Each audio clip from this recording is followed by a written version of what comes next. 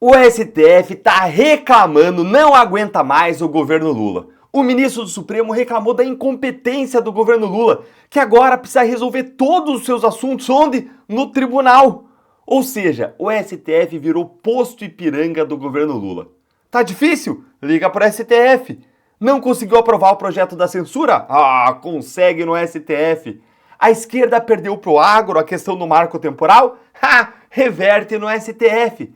Quer desencarcerar e tirar bandido da cadeia e colocar na rua e o Congresso não tá deixando? Ah, é só dar um pulinho lá no STF. O Congresso tá controlando o dinheiro do orçamento por meio das emendas? É fácil, tem o Dino no STF.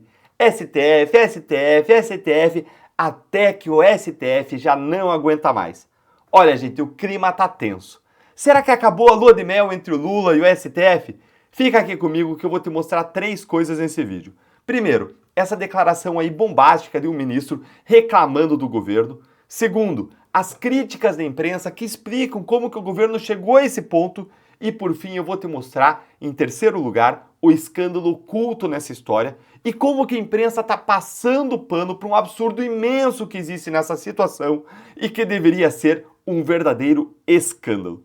Bom, mas seja muito bem-vindo à nossa live semanal Um Novo Brasil, que acontece toda quarta-feira, pontualmente ao meio-dia, agora diretamente aqui da Alemanha para o Brasil. Esse é o espaço para quem acredita que nós podemos sim viver num novo Brasil. Para quem não quer morar num outro país, mas sim num outro Brasil que seja mais justo e mais próspero. Aqui você vai ver as principais ações e vitórias também do time do Novo, que segue firme enfrentando a esquerda, o governo Lula, os abusos do STF. Eu sou embaixador do Novo e eu vou sempre mostrar para você como que a gente está trabalhando duro para mudar o Brasil de verdade e como que você pode ajudar e se unir nessa nossa luta. Então vamos direto ao ponto para falar do clima tenso entre o STF e o governo Lula. Confere aqui comigo esse comentário da Andréa Sadi na Globo News, que ela fez logo depois de dizer que tudo que o governo precisa, ele vai e ele consegue lá no STF, ele busca o STF para conseguir. Confere aí. Perdido no Congresso. Hoje eu ouvi isso que eu estou falando, Valdo, de um ministro da Corte que estava, mais uma vez, olhando, observando e relatando esse ambiente de que também de pressão e de desgaste para a Corte, porque, obviamente, a Corte precisa se posicionar quando provocada, só que é provocada para tudo e, geralmente, pela base aliada, e depois, como eu digo aqui o tempo todo, depois eles reclamam, interferência. Sei, mas assim, eles também não costuram, não articulam base, não tem base. O governo Lula não tem base. Essa base aliada que está aí é uma base, hoje, que pinta e borda para cima do governo Lula. Pinta e borda. É isso aí, essa é a realidade. Olha, então, pelo jeito, o ministro aí soltou o verbo. Claro, gente, não quis mostrar a cara dele, né? Quem que era que estava falando. Mas nós já desconfiamos que é um dos mesmos que adoram falar com a imprensa. Ele está reclamando que há um desgaste para a corte, que precisa se manifestar em tudo, decidir tudo, se desgastar em tudo, inclusive com a classe política. O governo não ganha na política e aí faz o quê? Corre pro posto Ipiranga, pro STF.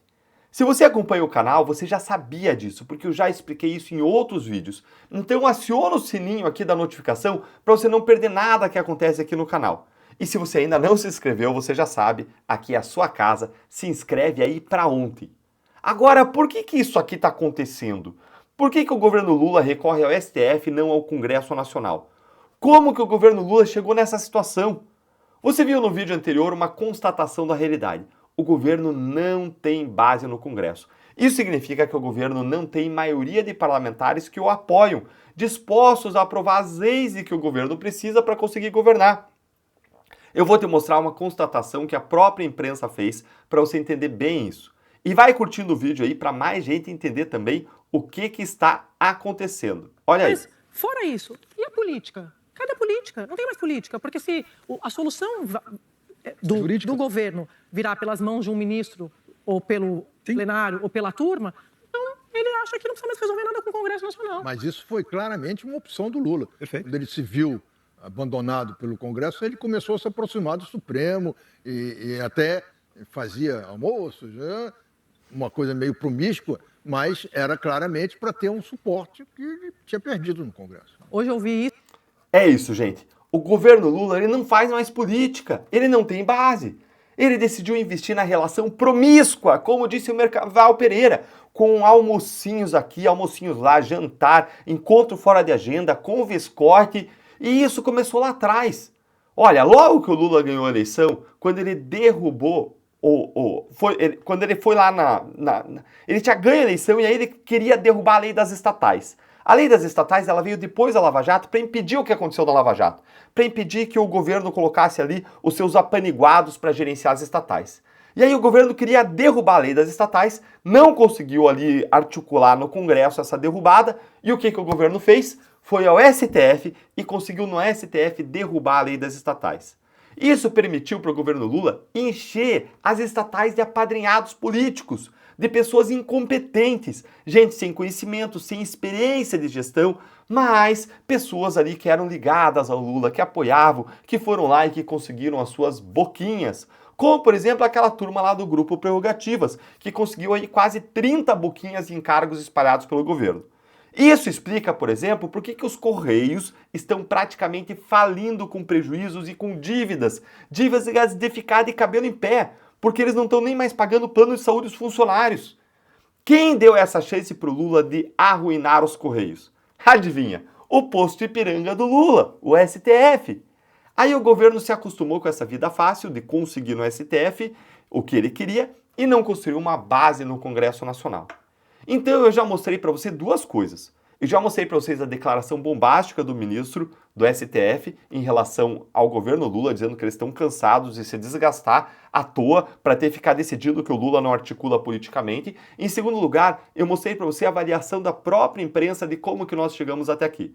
E agora eu vou te contar qual que é o escândalo escondido aí nessa história e que não foi tratado adequadamente pelos jornalistas, que passaram pano quando eles tinham que falar claramente, abertamente disso, que tinham que criticar, fiscalizar o poder público. Olha, o que o ministro do STF reconheceu, assim como os jornalistas, como se fosse algo normal, é algo absurdo. É que não tem uma separação de poderes na nossa democracia. Que a nossa república, o nosso Estado, que deveria ser dividido ali em três poderes, com aquilo que ele chama de checks and balances, um poder controlando o outro, isso não existe. É uma promiscuidade, como chamou o Merval Pereira, uma promiscuidade divulgada com normalidade até pela imprensa. Isso porque o STF não tem mandato para governar. É absurdo, porque o STF ele não tem procuração do povo brasileiro. Ele não tem poderes dados pela Constituição para governar junto com o Lula. Isso é errado, então, o STF governar com o Lula. Eles não podiam ser um posto Ipiranga do Lula. Eles deviam, sim, dar decisões técnicas dentro dos limites da Constituição e da lei. Eles não podem entrar nas matérias que são do Congresso. Eles não podem entrar nas matérias que o governo Lula depende do Congresso para avançar. Aquilo é do Congresso, mas eles estão fazendo isso. Eles fazem e a imprensa normaliza. Normaliza o ativismo, normaliza os abusos.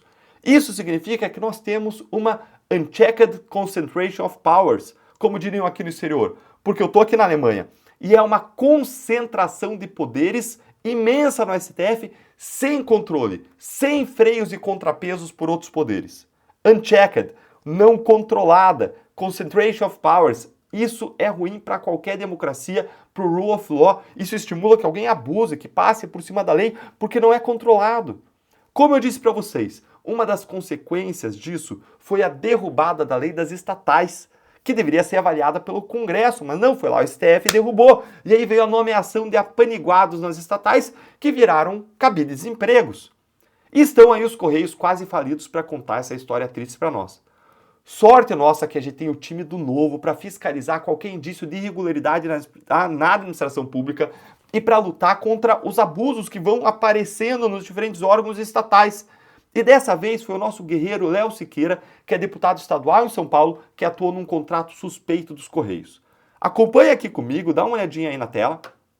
Acompanhe comigo no recém-lançado site do time do Novo, que inclusive eu te convido a acessar. Eu deixei o link aqui na descrição para você ver depois, tá? Nesse site você vai ficar por dentro das notícias do que o nosso time tem feito pelo país. E olha aqui comigo, ó. Contrato irregular de publicidade nos Correios. TCU acolhe a ação de Léo Siqueira, nosso deputado estadual pelo Novo, contra a contratação de 380 milhões de reais na estatal.